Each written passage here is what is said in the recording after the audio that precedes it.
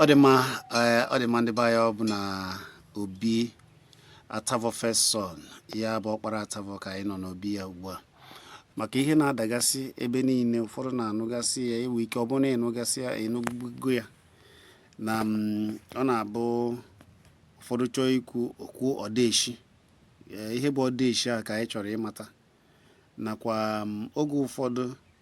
mmadụ inyere mmadụ aka na ka onye ahụ ga-abụ onye inyere aka ga-eji wee weta ngozi ma onye yikwara ya aka eweta ngozi ụmụ ihe dịgasị iche na-agbagwoju ndị mmadụ anya na mmụọ ka anyị bịara n'obi ya ọkpara Atavo anyị ekene ka ime daalụ rie nne ya gazie ọ ga-adịrịrị anyị niile na mma Atavo first son biko ka anyị gbapụ ya ọsọ ama m na ị na-anụ na ụfọdụ na gị ekwu maka odeshi gịnị bụ odeshi ọ bụ ndị dibịa na-agwa odeshi ekene m nwoke ekene m nwaanyị mgbe na-asị ebe ọbụla isi anụ olu m ebe ọbụla isi ekiri ma ọ ga-adịrị gị na mma ahụ 2025 ga-abụ ahụ mbuli elu ise ọnwụ ike abụ maka nke anyị ise ịnyanya abụ maka nke anyị ise ihe isi ike abụ maka nke anyị ya gazielu nwoke ya gazielu nwaanyị n'ajụjụ ahụ nke ajụ mụ gbasatara ọdeshi na nwata nke mụwa ọdeshi ihe mma bụ ọdeshi bụ mgbe mmadụ mee gịnị kwụbara aka ọtọ mgbe mmadụ ihe ọbụla ị na-eme n'ụwa ejide ọfọ ihe ọbụla ị na-eme n'ụwa emegide na nwoke emegide na nwaanyị emegide na onye ukwu emegide na onye nta by the time ị na-eme ihe anụ a niile m na-agụ ma brothers and sisters maka na onye ọbụla kwụbara aka ọtọ ma nwoke chọta agụ ma nwaanyị chọta agụ ndị aja anyị ga-anụrụ gị ọgụ maka na gịnị na iji aka ọfọ gịnị a na-akpa aka ọfọ so ya bụ ihe mma bụ ọdeshi ndị Igbo na-eji ekwu na oji ọfọ ga-ana iwu nete bụ na oji ọfọ ga-ana kama na onye ọbụla gwọrọ ọgwụ abịara igbu mgbuo onwe ọ bịara igbu gị gbuo onwe ọ bụ ọkwa ajọ ọgwụ ya nke a gosi na onye ji ọfọ onye ọbụla megidere onye ahụ na onye ga-ata afọ onye megidere onye ji afọ ji ọfọ onye ọbụla ji ha n'ọfọ esi na plan onye ahụ ajọ ihe esi na agala onye ahụ ajọ ije at the end ndị aja anyị ga-ejide nleta onye ahụ wute ajọ atụmatụ ọ na plan onye ahụ ọfọ bụ ihe ụfọdụ ndị ji ọfọ na-eji asị na mkpakara ga-ama ọzọ mana ọzọ ga-ana ndị dibịa ma ihe ma nke anyị ma ka o si mie emi ọkwụ na-anụgo ya na Chief Ebuka Onovo Atavo ọtago ọjị a atọghị akị wee jee eze ya bụ atụọla ọmala ọtụọla ofeke isi ya n'ọfịa tupu ma na-ajụ ajụjụ nke ọzọ onye chọọ irute ka oge ose ga-esi duru mfe na onye na-ege anyị site n'obodo dị iche iche n'ala Igbo ebe ọ bụla isi first of all ka m drop godo my contact or my call line bụkwa my WhatsApp which is 080 717 831 21. That's my direct call line. Then I open another number my WhatsApp. Ị ga-akpọ ka mara na Chief Atavo akara ekwentị ga ọzọ isi na ọ dị na WhatsApp dịkwa na direct call line eji eweta m bụ 080 71 78 31 21. That is 080 717 831 21. That's my Glo line. Then my Airtel line 090 47 500058. My Airtel line, but also my WhatsApp line. Ọ dị ma nke ọzọ bụ m chọrọ ịjụ bụ na ewego ndị na-aga eti mkpu na nwanne ha kpatara ego mana ọ dịkwa enyelu ha aka ije jụọ nwanne ha ahụ kpatara ego ahụ si ya gịnị mere na ọ dị oyere ndị ụmụnne ya aka ọ sị gị na ndị ya nyere aka ka ejite na-ewe ndị ụfọdụ ya nyere aka ha na-ewe nsogbu n'ime ụfọdụ enyere ha aka ọ dịka mmadụ ebe mmadụ were ihe dị mma tinye na ajọ ọhịa ndị be anyị ọ ga-adịlu na mma ihe isi ike bụ maka nke anyị ịnyanya ga-ana onye na-achọ ego wekwu ihe ọ na-arụ ndị mmadụ ga-echeta ihe nwe ikwu n'okwu a bụ the point dị n'okwu a maka ụfọdụ na-abịakwa be m si m na brọda ha ọha ntị ha welu nnukwu ego na owe kọntaktị na owe kọnekshọn mana o chefuo ha owe ajụjụ nnada ajụ onye ahụ nna ajụ onye ahụ go as a person onye anyị na-complain now ugboro one ka o sigogo bịa ka ọ gụsị gị ụzọ ị na ya anya n'isi njụ ha ajụjụ ahụ ekiriwe m ha asị m kamana nothing like kamana ụfọdụ ndị mmadụ na-asị na adịghị ele ha aka bụ ụfọdụ eyegola aka ọ dị form of ndị na-eme biznes ịkpọta mmadụ dobe tinye ya na line onye ahụ wikọ nọ 3 months 4 months ọ fụtawa ka income si abịa ihe ha na-ada mee bụ ha achọwazie ka ya na onye ahụ bụ onye kpọta ha kewe 50-50 which is not so maka na onye akpọta agụ ịmaghị how long ịmaghị afụfụ ọta ịmaghị aja ọgba ịmaghị ebe ịmaghị how ka o si wee build that very business ọjọọ sọfọgo ka onye le gị aka kpọbata gị overnight ịchọzie ka gị na mbụ blọga o sokwenye na-eme some people ha fail opportunity maka na wee banye na onye kpọta gị bịa na-afụtazi na ị na-ene anya n'isi ọ bụrụ na-achọghị okwu na ụka ọ na-azụ show ya you can go your way so ha bịazie asị na onye ekweghị enyere ha aka ọ na onye ekwe ha agbakasị ha na nsogbu ha nọ na ọ one thing or the other then ụfọdụkwa na-enyere mmadụ aka bụkwa ndị na-enyere mmadụ aka wee self dịka wee ihe ha bụ n'obi eji chọọ ihe aka ụfọdụ ga-achọ inyelu mmadụ aka achọzie ka onye ahụ enyere aka fewe ha ka chukwu echefuo na onweghị onye bụ chukwu kama na mmadụ bụkwa chukwu ụfọdụ bụ ndị ga-enyelu mmadụ aka ha na-atụ anya na at the end na onye a ga na-enye ha returns. That is not so. My advice and my point of view bụ enyemaka nwoke or enyemaka nwanyị chọrọ inyelu mmadụ ibe onye a wee ya as nọ aja ka ọ chọọ ịtụ gịmbe ịtụ aja bụ wee banye na mmadụ mere ihe ọma n'ebe mmadụ ibe nọ ọchị Chineke nna Chukwu okike abịa ma biko nekwe ihe ọma mmere onye a akwago a ka m nọ n'aka bịa kwụọ m ụgwọ ya maka na ụfọdụ ndị achọ ka ndị ha nyere aka kwụọ ha ụgwọ we end up being frustrated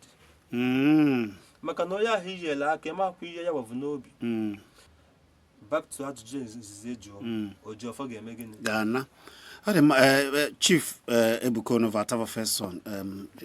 ihe ị na-ekwu ugbu a bụ na onye ọbụla na-enyelu mmadụ aka na Chukwu na-eke ga-akwụ ụgwọ pure ya were obi Chukwu mee ya n'ọkwa na ịchụ aja n'usoro mfe ịchụ aja na onye a na-enyere aka na ọ bụ mmụọ ga na-enyere onye na-enyere mmadụ aka kedụkwanụ ka onye maka na ụfọdụ ga-anọ wee na-asị na enyegoro ha aka ugboro ego bata ha aka ego ahụ ama bụrụ ọ bụrụ sọsọ okwu na ụka ka ọ ga-eme kedu ka mmadụ ga-esi wee mee gbanarị ihe dịka akpata atụfuo maka na ụfọdụ ka a na-eji eziokwu nyere aka ifu na-emepegoro ihe ebe dị iche iche ma ọ bụ sị ya bịa nọrọ n'isi ụlọ ọrụ dị iche iche ka o jee zọba onwe ya mana emechaa akọ ya na asịrị now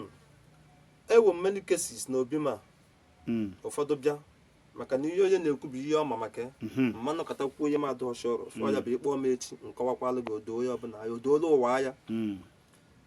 ha asị m na enye ha millions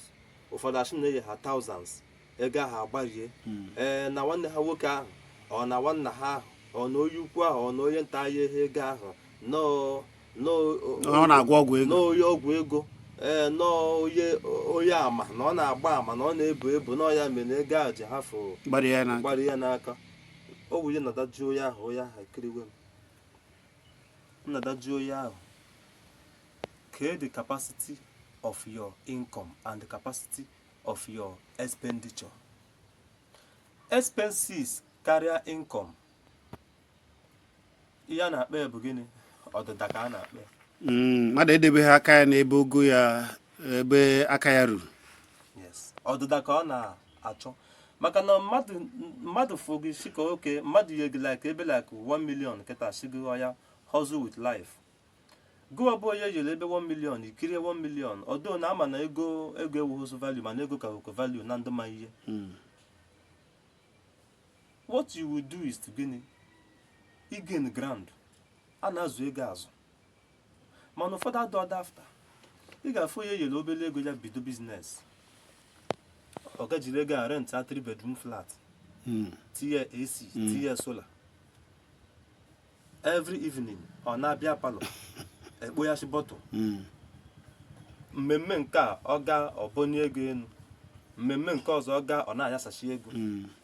ọkwa onye yere ego share ya bido ụwa na-agwazie m with such extravagant and kisha ravish ego ahụ now ka ihe mere expect mana chief ihe ọzọ dị n'ihe a bụ na ụfọdụ na-asị na oringo na-eme ya mmadụ eme ego bịa hụ ya ha n'aka omegheribe ewe ya na-akpọ ụchụ ọgbụgba ewe ndị vu ụchụ nke ahụ dị iche ọ bụghị ego ọgwụ ego ka edobe nke a one side onye ọbụla efu vu ụchụ ụfọdụ wee ka ha ma nweta the terms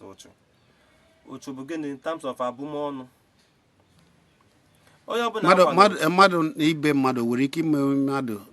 ụchụ na ọkpata ego ọ na-ayafu ya na nkịtị aya obi efu dị njọ ọ bụghị ka obi gị dị ka obi onye ọzọ dị abịa na ndị adụ ụfụ aya ya na-akpọ ndị abụọ nọ na be ha nọkwa na nke onye ọzọ ihe ha dị afta bụ imegide mmadụ ibe ha hafụ ha na-eche ịga n'ihu esote so ya ahụ so such people agbara ụchụ ọwụ ya bụ na ụchụ na-eso ọwụghị ego ọbụla iyele n'ụwa ga-abalị uru ọ bụ na ọ bụghị onye oke oringo ego ahụ na-ana n'ahụ ọkụ onye aya ahụ taa mee ya bụ akpata atụfu ụwa ya bụ aka nkụchasị ụfọdụ nọkwa n'ebe ego na-apụta mana enweghị ihe eji emepụta ụfọdụ bụ ndị na-anọrọ obere ego na-abata aka mana ịfụ ihe gbara ọkpụrụkpụ ha na-emegasị ndị machi ha bụ ndị ahụ ọ dị ewere ka ndị mmadụ chọọ ịjụ ajụjụ na okwu a maka na afụgo m na omiga emi ka ị ka a ga-esi wee weta gị ịma na ịchọbụla ịgwa anyị ebe obi gị dị obi m dị na Akpa Ugo Nkanu West Akpa Ugo Nkanu West local government n'Enugu steeti then ọ bụ na onye ashi very far o rute Enugu town I advise the person ya chọọ lodge n'ọlụ chifozie ọbịawa ka ị ga-esi bịa be mbụ ọ bụ 4 corners ka moto kwụsịrị gị that is ndị shi Port Harcourt ndị shi Owerri ndị shi Ụmụahịa maọbụ Aba ha kwụsị na 4 corners Enugu ọ ya bụ first bus stop Enugu steeti ndị shi side akpọ na ịkwụsị na 4 corners ihe ị ga-eme bụ cross Ome road ị ga-afụ ebe a na-aba moto a na-akpa Agbani Akpa Ugo Agbani Akpa Ugo akwụsịkwana na Agbani kwụsị na Akpa Ugo n'Orimba bus stop ịkwụsị n'Orimba bus stop kaka na pọp ọbụla efu ọkada ọbụla efu sevute gị na nke ihe eji malụ mbụ ego mmiri nwa atavọ ebute gị n'obi akara ekwentị kwanụ 080 717 831 21 080 717 831 21 ka mkpọkwa ya ọzọ maka mbụ ka m onye nso 080 717 831 21 or 090 47 500058 nke a bụ nke ọfụ 090 47 500058 ọ dị ma chief Ebuka Onovo Ọkpara Atavo ka ị na-ege anyị nọ n'obi a wee na-ajụ ihe ka mmadụ ga-esi wee bara onwe ya uru ndị na-eyi aka ka ha ga-esi wee wetakwana orire Chineke ndị onye nyere aka ka ọ ga-esi wee gazi agazi anyị kọwakwachaala ihe bụ odeshi ọ bụrụ na ugbu a ka ị ka na-ege ntị eweziri ajụjụ ị chọrọ ịjụ ya ị ga-ajụ ya mana ka anyị na-apịachizi ugbu a Chief Ebuka Onovo Nwa Atavo bụ ofu nwa ntorobịa ọdịnala mara mana ka ọ mara ya ugbu a afọ ya na-ada ụda. Chọọ ịjụ gị Chief, dịka nwa ntorobịa na-eme ihe ọdịnala, kedu ndụmọdụ ị ga-enye ndị ọzọ m chọrọ ịma abụ maka na dịka oge si adị, ọzọ m chọrọ ịmata abụ na mmadụ mụchara ọrụ, ụfọdụ gụchara akwụkwọ mana ebe ọ bụ na ọ tiela aka ọ gaghị aga n'iru. Ụfọdụ kpọbasara afịa, ndị ọzọ na-ele ọ daghị ele. Ụfọdụ bụ ndị ha ejego ebe dị iche iche ịmụ ọrụ odibo, olu oge a ga-edu ha agaghị edu aka akụkọ. Ndị na-anọ n'nsogbu chọrọ ịlụ ọrụ n'ezie mana ihe a dagara ha nke ọma, kedu ihe ị ga-agwa? M ga just cheap to earn, man, I will not go deep. When just like I go deep, you call me or you come to my temple. Now, I got a akwụkwọ kpolu certificate ka m si cover maka nke mụwa. Ekpo m certificate nke m ti date, mana n'enu m ebe a. Ọ bụ na iweta ọrụ achọ gị, the best thing bụ ya ahụ ịjụ ese. Ọ bụghị mmadụ niile ka akala aka ha bụ ịrụ ọrụ ọfịs. Ọ bụkwa mmadụ niile bụ akala aka ha bụ ịzụ afịa. Ọ bụkwa mmadụ niile bụ akala aka ha bụ ịrụ ọrụ aka. Mana ebe ọ bụ na ọrụ aka ka ịmụ, ị bịa jụọ ese, ọ bụ na akala aka gị bụ gị na-ịzụ afịa, ịman hafụ ọrụ ọfịs ahụ zụwa afịa maka na ọ ga-ebu gị aka. The best thing ị ga-eme bụ ọrụ ọfịs ahụ ị na-arụ. Ebe ọ bụ na ịchọpụtago nọọ ịzụ afịa bụ akala aka gị bụ ịbịa na nke dibịa, share ya biko, ya gbaala gị aja, o ya na-akpọ aja mmepe ụzọ. Ọ dị ma watavọ ihe niile m ghọta n'ihe ikwuru bụ onye nọ na nsogbu ihe mmụọ na ihe na-esiri ike, ọ chọghị ụzọ niile o ji ọlụ aka, ọ nakwa na alụ ya. Ụfọdụ na-akpata ego na nke ha mana ọma ka esi ego si abịa. Ụfọdụ chọọ ibido ahịa, ụfọdụ chọọ ibido ọlụ aka, ụfọdụ chọọ gụchaa akwụkwọ, nsogbu esi n'elu si n'ala. Ụfọdụ wetakwa n'ọlụ anụ ebe a na-alụ ya, a na-akwụ ya ụgwọ, gaa m ihe o ji ego ome. Ụfọdụ eweta ya ozigbo nsogbu ewere ya. Isi na onye nọ n'ụdị otu a na onye a ga-ajụ ese. Achọghị ịjụ ese, kedu akara ekwentị enwere ike iji kpọọ wee jụọ ajụjụ? 080 717 831 21 080 717 831 21 or 090 47 500058 090 47